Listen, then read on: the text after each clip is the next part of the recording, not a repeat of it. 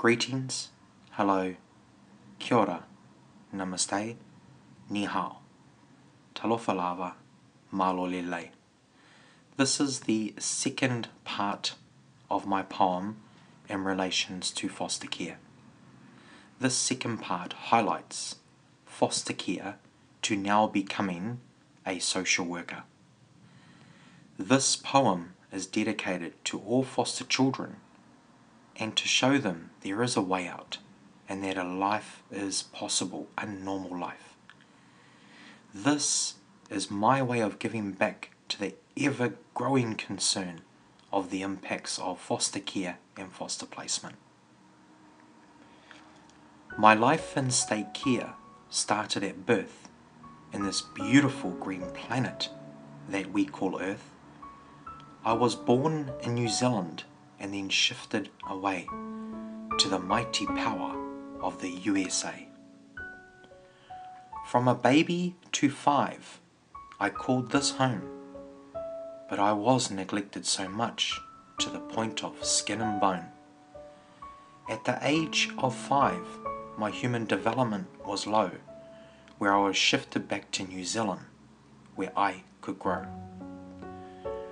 From 5 to 18, I moved so much to the point where this poem could not even touch. To break it down in a small summary, I was often beaten and hurt, and even in my tummy. The beatings and hurt were from multiple moves that eventually one day would affect my groove. The system thought they were doing their job, where in fact I was ripped, one may even say robbed. I was robbed of my right, this is clear and in sight, but I must remain cool and use it as a tool. I am an adult now who survived foster care and have built my own fortress, and my safety is now clear. I survived the moves, the beatings and hurt, because I believed in myself and I acknowledged my birth. How I survived is the real question. Now follow me into this direction.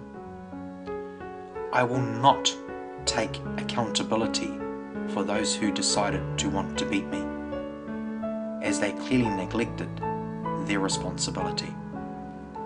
If I take accountability and then their responsibility, I will crash at the thought of all this liability. I lift my head up high and believe in my life that one day I'll grow and share my own strife.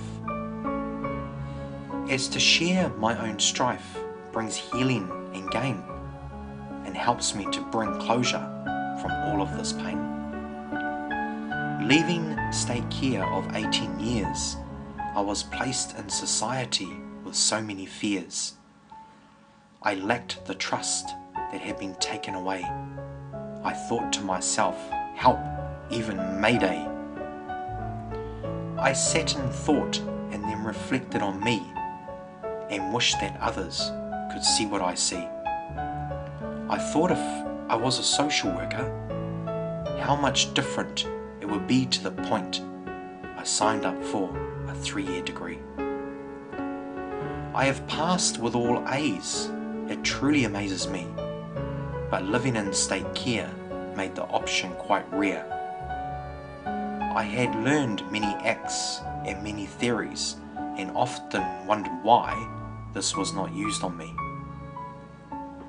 I engaged in the frameworks and often could see that my time, this was not used for me. I now sit in sight of nearing my degree. With only 6 months left, this I can see. I am destined to make changes for people like me.